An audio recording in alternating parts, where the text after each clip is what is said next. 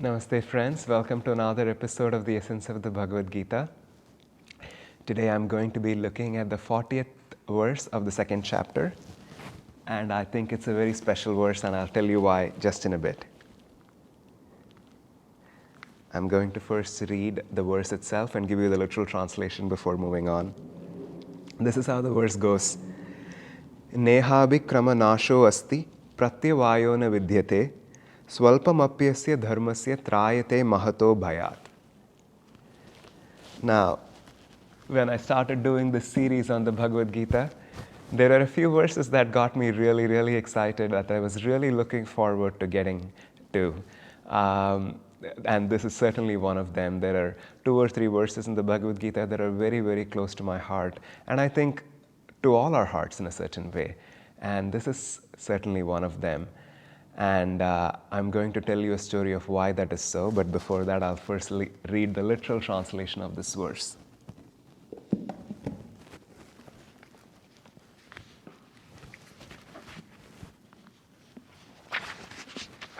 This is Swami Kriyananda's translation of this verse.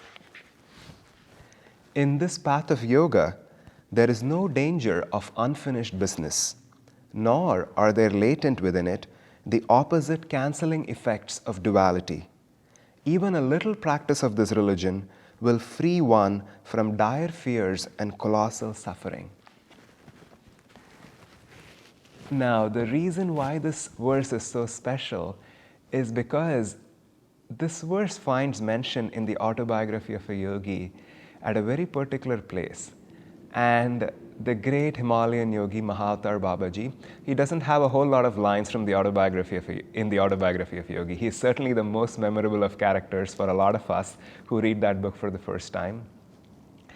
And he doesn't say a lot. There are a lot of stories about him, but there are very few things that are actually quoted as conversations with Babaji. And this is one of the verses that Babaji himself recites in Sanskrit, and then he gives the English meaning of this verse in the Autobiography of a Yogi. So I'm going to start by sharing that story with all of you. I'm assuming if you're watching this, you're aware that I'm sharing Paramhansa Yogananda's teachings on the Bhagavad Gita. So it's likely that you're familiar or you've read the Autobiography of a Yogi. If not, of course, I highly recommend that book. It is a scripture in itself. And today I'm going to share with you a story from this 1946 edition of the Autobiography of a Yogi. And this is the story of Lahiri Mahashaya.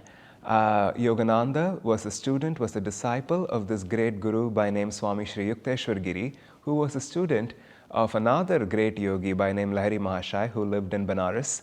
And he was initiated into Kriya Yoga. He was a disciple of Mahavatar Babaji. Mahavatar Babaji in the Autobiography is described as a deathless yogi who's still living in the Himalayas with a few advanced disciples. So Mahavatar Babaji initiates Lahiri Mahashaya. He teaches him the sacred technique of Kriya Yoga to bring it into this world and to share it with all of us. And there are a lot of interesting stories shared in the Autobiography about this incident and about the life of Babaji and Lahiri Mahashaya. So the story begins in 1861, the story of Kriya Yoga. As we know it today, the revival began in 1861. Lahiri Mahashaya was 33 years of age, and he was working as an accountant for the railways. And all of a sudden, he was transferred to this remote hill town called Ranikhet, up in the Himalayas, in the foothills. Remote in those days. Right now, as we speak today, it's a popular hill destination. And Lahiri Mahashaya goes to this place.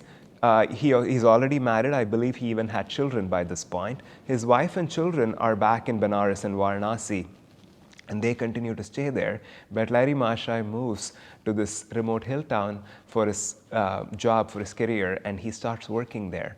And he did not have a whole lot of things to do. His job was very sedate. He was not too busy at this point in this small place where he was posted. And one evening, he just walks about. He starts climbing one of the hills. He goes on a trail, and he just keeps walking. He just feels guided and called to go on this trail that is in the foothills of the Himalayas. And after quite a bit of hiking, he meets a young man with a large copper color matted hair flowing down his shoulders, and he looks bright and full of light.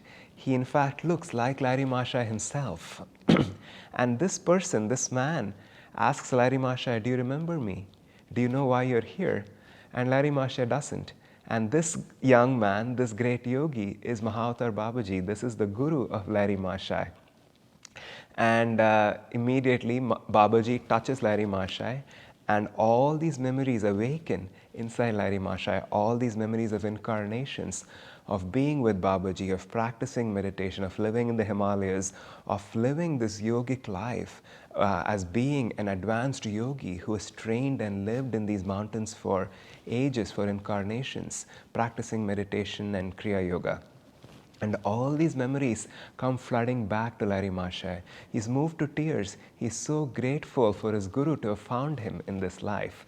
And the story goes on. It's a long story. I'll give you a summary today.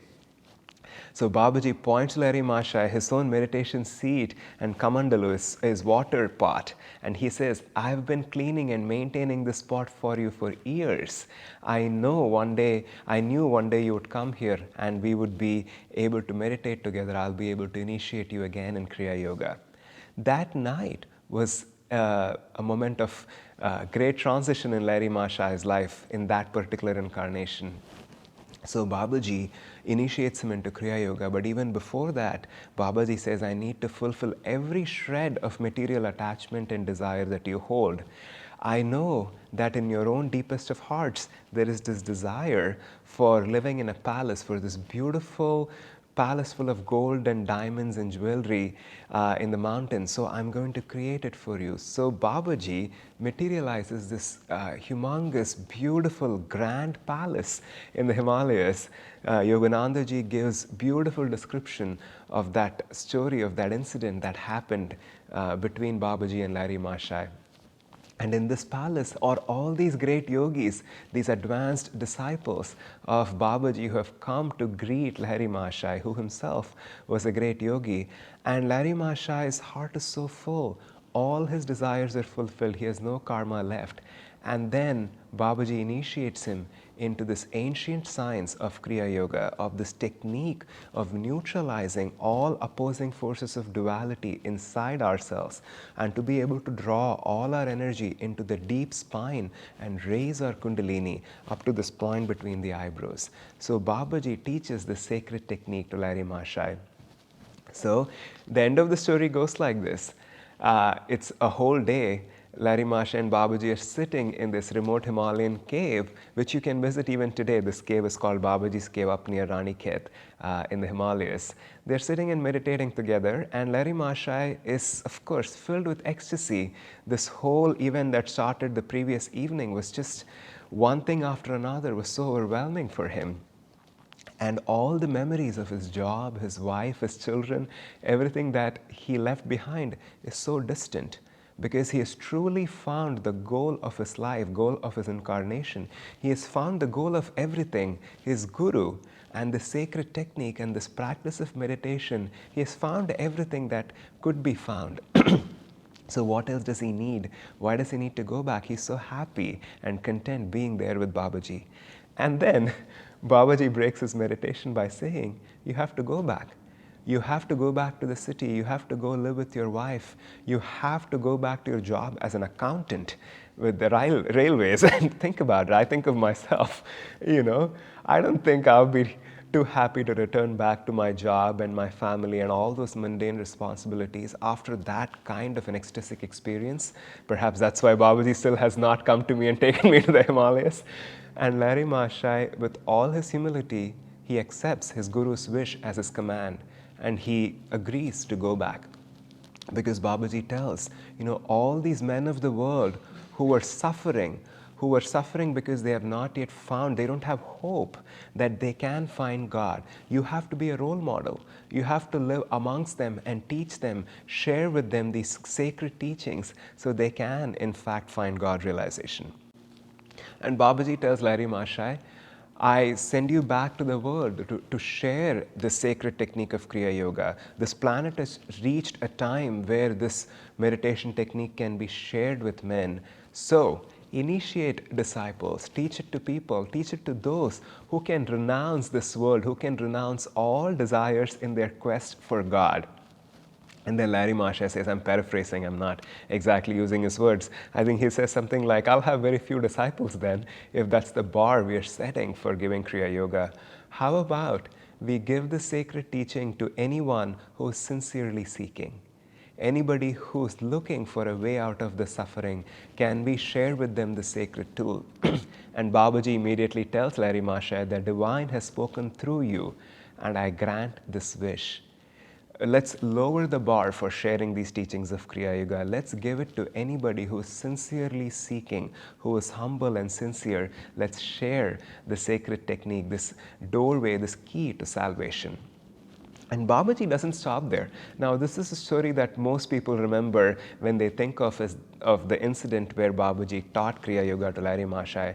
But he goes on. There is this paragraph in the Autobiography of a Yogi which I'm going to read for you right now. It's just a couple of lines.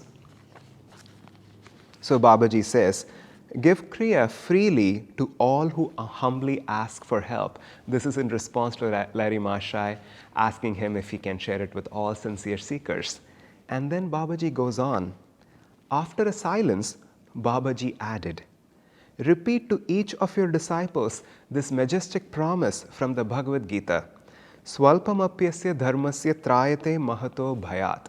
I guess Babaji says this verse in Sanskrit to Larry Maharshai, and then he translates it into English. Even a little bit of the practice of this religion will save you from dire fears and colossal suffering. So this verse 40 from chapter 2, is Babaji's message for all of us. Even a little practice of this religion, oftentimes Swami Kriyananda translated it as little practice of this inward religion, because it's very specific what we are talking about, this path of yoga and this path of seeking inner communion with divine, because we are not talking of rituals, we are not talking of hymns, we are talking of the actual practice of inner communion with the divine. This will free you from dire fears and colossal suffering. This is in fact one of the pivotal verses of Gita. I find it so inspiring in my own life. There are so many promises that Krishna makes to Arjuna that Babaji is making to Larry Maharshai in this verse. If you have been following this series, you might have heard me mention in one of the previous episodes that Yoganandaji told us that Babaji, the great yogi Mahavatar Babaji, was no other than the same soul who incarnated as Krishna during the time of the Mahabharata. And Yogananda himself was Arjuna in that lifetime. So Krishna's message to Arjuna and Babaji's message for us are not in fact different, because Babaji and Krishna are representing that same pure spirit that awakened Christ consciousness. And there are so many promises in this verse. First of all, Babaji is telling, there is no opposing effect to this action. Krishna is telling, there's no opposing effect to this action. There's no duality to this. Now, that seems obvious and self-evident, but it's such an enormous promise, because how many things there are in this world that we can say that about? We are always seeking something in this world. Oftentimes, we think the happiness that we are seeking is truly what we need, what we want. But it is all in that plane of duality. We don't realize that it is in fact not happiness. It is simply the feeling of being pleased by the circumstances for a short period of time. That's really what it is. Oh, I'm happy because, I found a parking spot right next to the entrance of the grocery store. That's a silly example, but, what does that mean? It means I won't be happy if I did not find a parking spot close to the entrance. Or I won't be happy at all. I'll be upset and frustrated if I found no parking spot. And it goes on. You can apply it to bigger things in life. I'll be happy if I get this job. I'll be happy if I don't have this illness.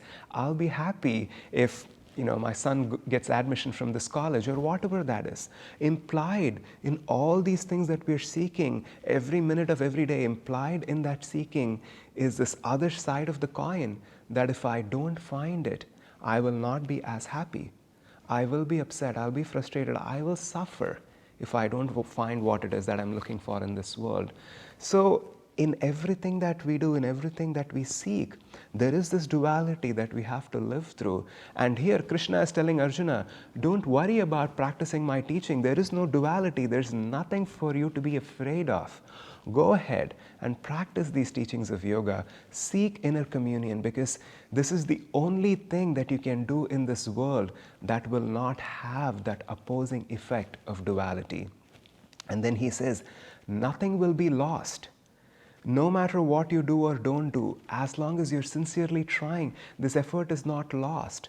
Even if you are practicing and if you feel you're not making progress, don't worry. You really cannot measure it. You are making progress because nothing is lost. And again, how many things in this world can we say that about? We are trying to do something, but if we don't achieve it on this material plane, if we don't achieve in this world, then we do feel that our efforts are lost. In the spiritual sense, it may not be, but in this plane of this material world, it is lost. I am trying to climb this mountain, and if I don't climb, well, I just don't climb. So that goal is not reached. That effort has not taken me to that goal. But in the spiritual side of things, in our own soul, in our inner reality, no effort is lost, especially the effort that we put towards seeking God, towards seeking that inner communion, that is never lost. Sometimes even in our own practice of meditation, it feels like it's just an uphill battle, it's a struggle. I'm not being thoughtless, quite the opposite. I'm just fighting one impulse after another. I'm just fighting my own anxieties. I'm fighting my own worries. I'm just consumed by all my concerns. So I don't feel like I'm meditating at all. And Krishna is counseling Arjuna, and he's telling all of us, don't worry, your effort is not lost. Success is not what you often think it looks like. You might feel you had the worst meditation of your life, but in your own soul, in your astral spine, you might have fought and won over certain difficult seeds of karma. You might have made great spiritual progress in even asserting it to yourself that I'm serious about this practice. I am going to sit here and still my body and calm my breath, no matter how difficult it seems and no matter how futile even that effort feels during some times. And that's what Krishna is telling Arjuna, don't worry, your efforts will not be lost. And then the third promise, the greatest of all promises, even a little practice will free you from dire fears and colossal suffering. Swami Kriyananda talks about, in his commentary of this verse, the desire for salvation, the desire for God, however small that is, it has such power because that has to be fulfilled, that works like this subtle seed in our consciousness that will never disappear, that will keep sprouting, that will keep moving us forward in this quest for divine realization, and eventually one day we will get there. And even the contrast of these words, that's what I love about this verse.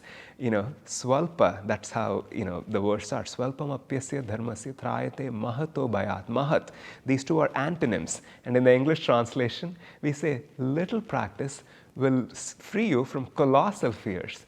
It's disproportionate. And that's the promise that Babaji is offering to us. Don't even try to calculate. You cannot understand this with your mind. What you're doing and what you're gaining are not even in exact proportion because the divine is so merciful. And when we appeal to that aspect of God, what we receive is huge. Swami Shankara wrote a lot of treatises and hymns in praise of Divine Mother. My own favorite verse in this great scripture called Saundarya Lahari, where he writes 100 verses in praise of Divine Mother, is the 21st verse that starts with the words Bhavani Tvam Dase, where he says, he's talking of Divine Mother, he's praising her, he's saying, whenever any devotee even considers asking for salvation, right at that moment, you elevate his status. You give him so many spiritual blessings that he almost becomes the highest of gods. It's not often that these great avatars and masters make such promises. It's not hyperbole. It is the truth, because as much as there's this magnet of Maya, there are other places in the Gita where Krishna talks about the nature of delusion and how powerful Maya can be. This magnet that's residing at the base of our spine, that coiled up Kundalini energy, is constantly drawing our energy down the spine through the senses, through material desires. We are being drawn out through the Kaurava warriors. At the same time, we have to remember and realize that the magnet that exists here is far more powerful if we could tune into it. And what it blesses us with is so disproportionate. A little practice is going to free us from colossal fears, dire fears and colossal suffering. This is the promise of Babaji. This practice of inner communion, practice of yoga, Kriya Yoga, if you are called to the teachings of Paramhansa Yogananda in this particular lineage, and even if you're not, this inward religion of seeking God within us, of always looking at our consciousness and working on refining and expanding ourselves, this religion has no opposing effects. No effort is lost, and even a little practice will free us from dire fears and colossal suffering. I want to end by reading Swami Kriyananda's commentary on this verse, just a few lines. If I can find this page, I lost mine. Oh, here it is. To desire salvation sincerely, even once, is to enter upon the path to eventual freedom. For all desires must be fulfilled. Even so, this one desire, once entrenched in the heart, cannot but eventually lead to liberation. Thus, this passage, chapter 2, verse 40, contains one of the most deeply inspired and inspiring messages in all scripture. Now, Swami Kriyananda was not just an exponent in yoga.